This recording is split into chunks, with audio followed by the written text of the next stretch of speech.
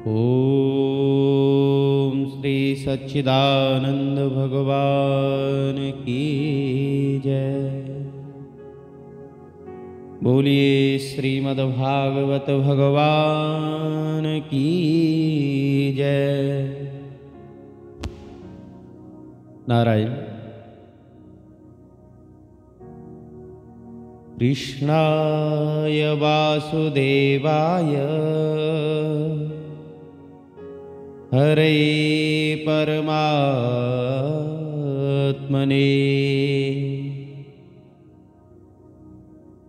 प्रणतः क्लेशनाशाय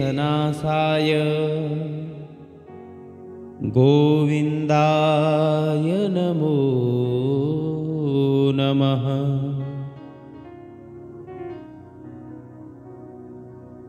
नारायणं नमस्कृत्य नरं चैव नरोत्तमं दैवीं सरस्वतीं व्यासं ततो जयमुदीरये।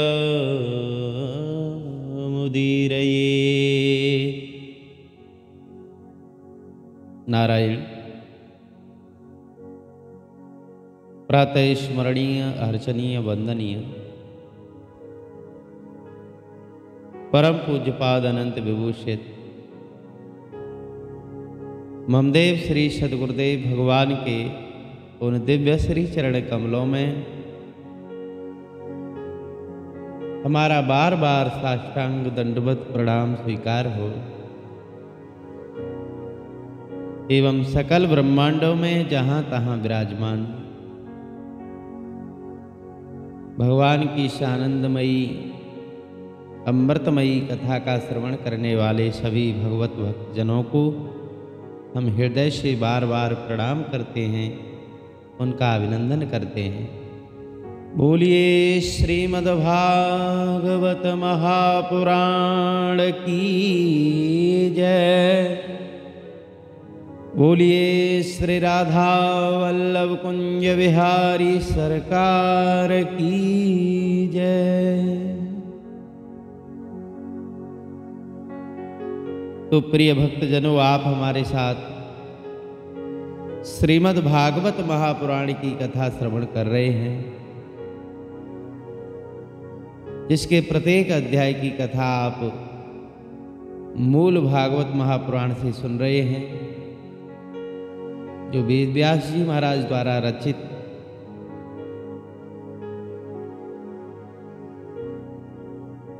प्रथम स्कंद के अंतर्गत आज आप 18वें अध्याय का श्रवण करेंगे, जिसका प्रसंग है कि धर्मज्ञ राजा परीक्षित को श्रृंगीय ऋषि का शाप कैसे लगा। श्री सूत जी महाराज कहते हैं कि सौनक जी, अद्भुत कर्मा भगवान श्री कृष्ण की कृपा से राजा परीक्षित अपनी माता की कोख में अश्वत्थामा के ब्रह्मास्त्र से जल जाने पर भी नहीं मरे। जिस समय ब्राह्मण के शाप से उन्हें डसने के लिए तक्षक आया, उस समय वो प्राणनाशक के महान भय से भी भयभीत नहीं हुए, क्योंकि उन्होंने अपना चित्त भगवान श्री कृष्ण के चरणों में समर्पित कर दिया था। उन्होंने शव की आसक्ति छोड़ दी और गंगा किनारे पर जाकर श्री सुखदेव जी महाराज से उपदेश ग्रहण किया। इस प्रकार भगवान के स्वरूप को जान करके उन्होंने देह का त्याग किया।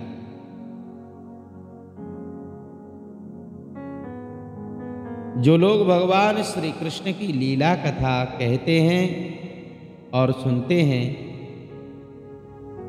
इन दोनों ही साधनों के द्वारा उनके चरण कमलों का स्मरण करते रहते हैं, उनको अंतकाल में भी मोह नहीं होता। जब तक धरती पर अभिमन्यु नंदन महाराज परीक्षित सम्राट रहे, तब तक चारों ओर व्याप्त हो जाने पर भी कलयुग का कुछ भी प्रभाव नहीं था। वैसे तो जिस दिन जिस क्षण श्री कृष्ण ने इस धरती का त्याग किया, उसी समय धरती में अधर्म का मूल कारण कलयुग आ गया था। भ्रमर के समान सारग्राही सम्राट परीक्षित कलयुग से कोई द्वेष नहीं रखते थे, क्योंकि इसमें एक बहुत बड़ा गुण है कि पुण्य कर्म तो संकल्प मात्र से ही फलीभूत हो जाते हैं, परंतु पाप कर्म का फल शरीर से करने पर ही मिलता है। संकल्प मात्र से नहीं, संकल्प मात्र से केवल पुण्य कर्म फलीभूत होते हैं।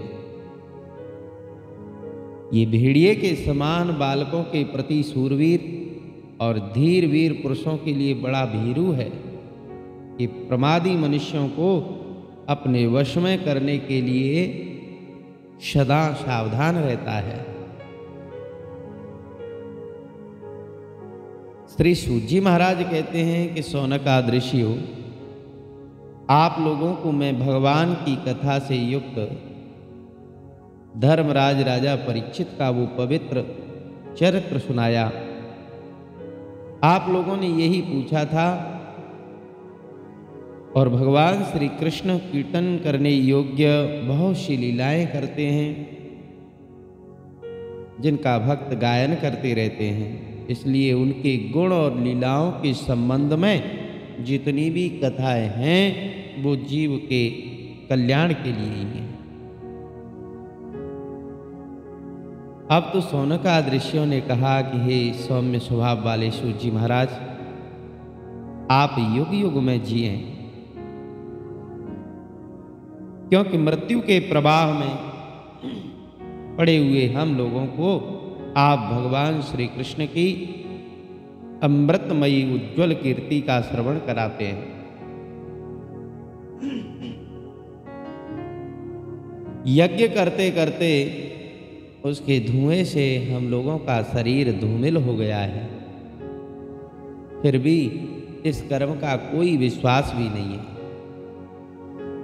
इधर आप तो वर्तमान में ही भगवान श्री कृष्ण के चरण कमलों का मादक और मधुर मधु पिलाकर के हमको तृप्त कर रहे हैं। भगवत प्रेमी भक्तों के लव मात्र के सत्संग से स्वर्ग एवं मोक्ष की तुलना नहीं की जा सकती, तो फिर मनुष्यों की तुच्छ भोगों के बारे में तो कहा ही क्या जावे।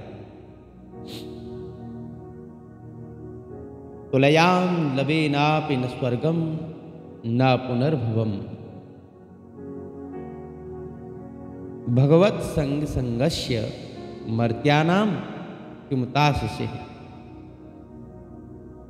श्री रामचरितमानस में भी लंकनी कहती है हनुमान जी से कि तात स्वर्ग अपवर्ग सुख धैर्य तुलाय कंग, तूलन ताय सकल मिल जो सुख लव सत्संग। थोड़े समय का जो सत्संग है उसके सामने स्वर्गाद लोकों के भोग तुच्छ हैं। तो ऐसा कौन रसमर्मज्ञ होगा जो महापुरुषों के एकमात्र जीवन सर्वस्व भगवान श्री कृष्ण की लीला कथाओं से तृप्त हो जाए। समस्त प्राकृतिक गुणों से अतीत भगवान के अचिंत्य अनंत कल्याण में गुण गणों का पार तो ब्रह्मा जी, शंकर जी आदि भी बड़े बड़े योगेश्वर नहीं पा सके। आप भगवान को ही अपने जीवन का ध्रुव तारा मानते हो, इसलिए आप सत्पुरुषों के एकमात्र आश्रय भगवान के उदार और विशुद्ध चरित्रों का हम श्रद्धालु श्रोताओं के लिए विस्तार से वर्णन करें। भगवान गूढ़हु तत्व साधु दुरावो, जहां अधिकारी भक्त मिलता है वहां साधु महात्मा गुरुजन गूढ़ तत्व को भी बता देते हैं। भगवान के परम प्रेमी महाबुद्धि परीक्षित ने श्री सुखदेव जी के उपदेश किए हुए जिस ज्ञान से मोक्ष स्वरूप भगवान के चरण कमलों को प्राप्त किया। हे महाराज, आप कृपा करके उसी ज्ञान और परीक्षित के पवित्र उपाख्यान का वर्णन कीजिए।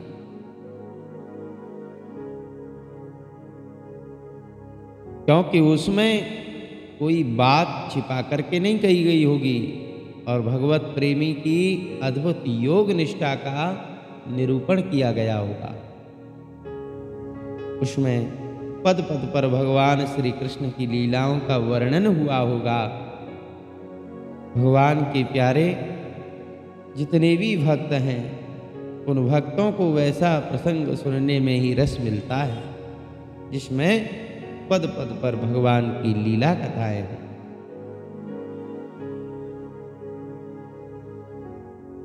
सूत जी महाराज कहते हैं कि देखो सौनकादृषि हो, आप तो ऋग्वेदी ब्राह्मण हो, लेकिन हम तो विलोम जाति में पैदा हुए हैं, परंतु महात्माओं की सेवा करने के कारण आज हमारा जन्म सफल हो गया। विलोम वो होता है जो माता उच्च वर्ण की हो, जैसे ब्राह्मण वर्ण की, और पिता जो है क्षत्रिय वर्ण से या वैश्य वर्ण से आदि से हो, तो इसको विलोमज कहते हैं। सूत जाति की उत्पत्ति इसी प्रकार ब्राह्मणी माता और क्षत्रिय पिता के द्वारा होने से उसे शास्त्रों में विलोम जाति माना गया। तो सूत जी महाराज कहते हैं कि हमारी माता ब्राह्मणी थी, हमारे पिता क्षत्रिय, हम तो विलोम जाति से हैं, सूत जाति से हैं। परंतु ब्राह्मणों की सेवा से सब कुछ मिल जाता है, क्योंकि महापुरुषों के साथ बातचीत करने मात्र से ही नीच कुल में उत्पन्न होने की मनोव्यथा शीघ्र ही मिट जाती है। फिर उन लोगों की तो बात ही क्या जो सत्पुरुषों के एकमात्र आश्रय भगवान का नाम लेते हैं। भगवान की शक्ति अनंत है और भगवान भी अनंत हैं। हरि अनंत, हरि कथा अनंता। वास्तव में उनके गुणों की अनंतता के कारण ही उन्हें अनंत कहा गया है। भगवान की गुणों की क्षमता भी जब कोई नहीं कर सकता तो उनसे बढ़कर के तो कैसे हो सकता है। उनके गुणों की ये विशेषता समझाने के लिए इतना कह देना ही पर्याप्त है कि लक्ष्मी जी अपने को प्राप्त करने की इच्छा से प्रार्थना करने वाले ब्रह्मादि देवताओं को छोड़कर और भगवान के न चाहने पर भी उनके चरण कमलों की रज की सेवा करती रहती हैं। ब्रह्मा जी ने भगवान के चरणों का प्रक्षालन करने के लिए जो जल समर्पित किया था, वही उनके चरण नखरों से निकलकर श्री गंगा जी के रूप में प्रवाहित हुआ। ये जल महादेव जी के सहित सारे जगत को पवित्र करता है। बताओ ऐसी अवस्था में त्रिभुवन में श्री कृष्ण के अलावा भगवान शब्द का दूसरा और क्या अर्थ हो सकता है। जिनके प्रेम को प्राप्त करके धीर पुरुष बिना किसी हिचक के देह गेय आदि की दृढ़ आसक्ति को छोड़ देते हैं और उस अंतिम परमहंस आश्रम को स्वीकार करते हैं जिसमें किसी को कष्ट न पहुंचाना और सब ओर से शांत हो जाना ही स्वधर्म कहा जाता है।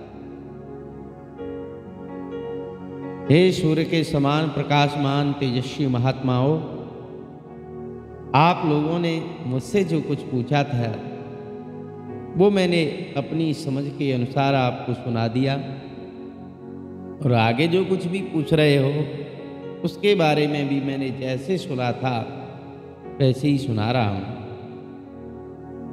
जैसे पक्षी अपनी शक्ति के अनुसार आकाश में उड़ते हैं, उसी प्रकार विद्वान लोग भी अपनी अपनी बुद्धि के अनुसार श्री कृष्ण की लीला का वर्णन करते हैं।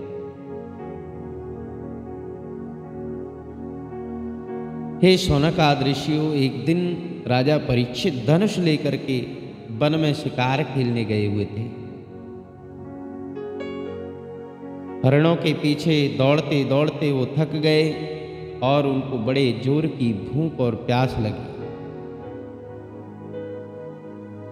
जब कहीं उन्हें कोई जलाशय नहीं मिला तो पास के ही एक ऋषि के आश्रम में घुस गए।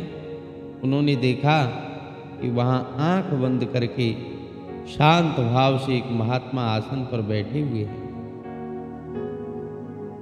इंद्रिय, प्राण, मन और बुद्धि के निरुद्ध हो जाने से वो संसार से ऊपर उठ गए थे।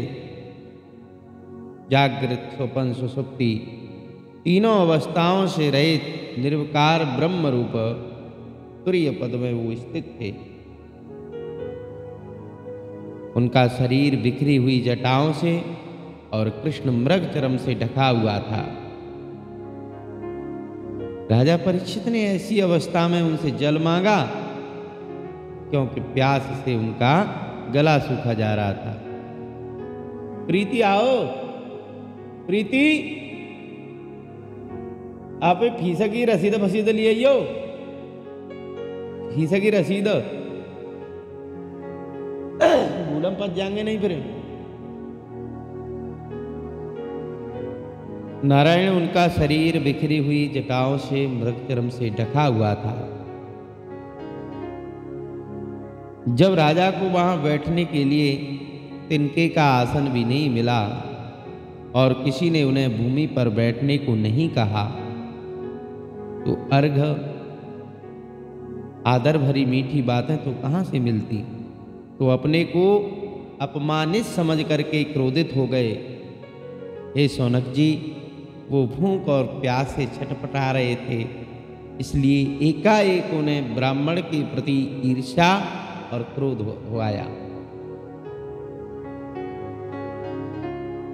उनके जीवन में ये पहला अवसर था और वहां से लौटते समय उन्होंने क्रोधवश धनुष की नोक से एक मरा हुआ सांप उठा करके ऋषि के गले में डाल दिया। अपनी राजधानी में लौट आए। उनके मन में ये बात थी कि इन्होंने जो अपनी नेत्र बंद कर रखे हैं, सो क्या वास्तव में इन्होंने अपनी सारी इंद्रिय वृत्तियों को निरोध कर लिया है, या राजाओं से हमारा क्या प्रयोजन है। ऐसा सोच करके कहीं झूठ मूठ समाधि तो नहीं लगा रखी। उस शमीक ऋषि का पुत्र बड़ा तेजस्वी था। वो दूसरे ऋषि कुमारों के साथ पासे ही खेल रहा था। जब उस बालक ने सुना कि राजा ने मेरे पिता के साथ दुर्व्यवहार किया है, तो वह इस प्रकार कहने लगा कि हे नरपति कहलाने वाले लोग, ये उच्छिष्ट भोजी कौओं के समान संड मुंड होकर के कितना अन्याय करने लगे हैं। ये राजा ब्राह्मणों के दास होकर के भी ये दरवाजे पर पहरा देने वाले कुत्ते के समान अपने स्वामी का तिरस्कार कर रहे हैं। ब्राह्मणों ने क्षत्रियों को अपना द्वारपाल बनाया है, उनको तो रक्षा करनी चाहिए, न कि घर में घुस करके स्वामी के बर्तनों में भोजन करने का अधिकार होए, इनके लिए नहीं है। भगवान श्री कृष्ण के परम धाम पधार जाने पर इन मर्यादा तोड़ने वालों को आज मैं दंड देता हूं। मेरा तपोबल तो देखो। अपने साथी बालकों से ऐसा कह करके और क्रोध से लाल लाल आंख वाले उस ऋषि कुमार ने कौशिकी नदी के जल से आचमन करके अपने वाणी रूपी वज्र का प्रयोग किया। कुलंगार परीक्षित ने मेरे पिता का अपमान करके मर्यादा का उल्लंघन किया है, इसलिए मेरी प्रेरणा से आज के 7वें दिन उसे तक्षक सर्प डस लेगा। ऐसा संकल्प ले लिया, प्रतिज्ञा कर ली, श्राप दे दिया। इसके बाद वो बालक अपने आश्रम पर आया अपने पिता के गले में सांप को देख करके उसको बड़ा पश्चाताप हुआ, दुख हुआ, रोने लगा। हे विप्रवर शौनक जी, शमीक मुनि ने अपने पुत्र का रोना और चिल्लाना सुना तो धीरे धीरे अपनी आंखों को खोला। देखा कि उनके गले में एक मरा हुआ सांप पड़ा है। उसे फेंक करके उन्होंने अपने पुत्र से पूछा कि बेटा, तुम क्यों रो रहे हो? किसने तुम्हारा अपकार किया है?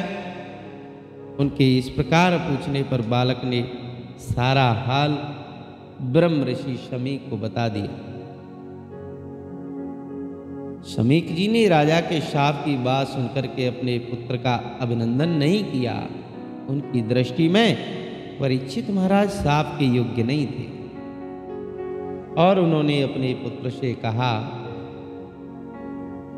कि ओ मूर्ख बालक, तूने बड़ा पाप किया है। दुख इसी बात का है कि उनकी छोटी सी गलती के लिए तूने इतना बड़ा दंड दिया। तेरी बुद्धि अभी कच्ची है।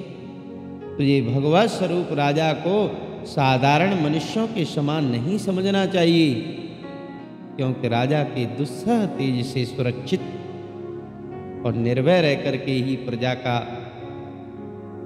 कल्याण होता है।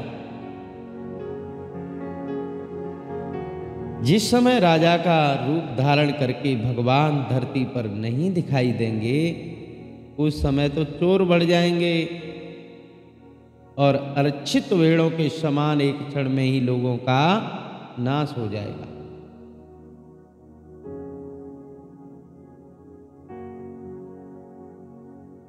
राजा के नष्ट हो जाने पर धन आदि चुराने वाले चोर जो पाप करेंगे, उसके साथ हमारा कोई संबंध न होने पर वह हम पर भी लागू होगा, क्योंकि राजा के न रहने पर लुटेरे बढ़ जाते हैं और वे आपस में मारपीट गाली गलौज करते हैं। साथ ही पशु, स्त्री और धन संपत्ति भी लूट लेते हैं। उस समय मनुष्यों का वर्णाश्रमाचार युक्त वैदिक आर्य धर्म लुप्त हो जाता है। अर्थ, लोभ और कामना वासना के विवश होकर के लोग कुत्तों और बंदरों के समान वर्णशंकर हो जाते हैं।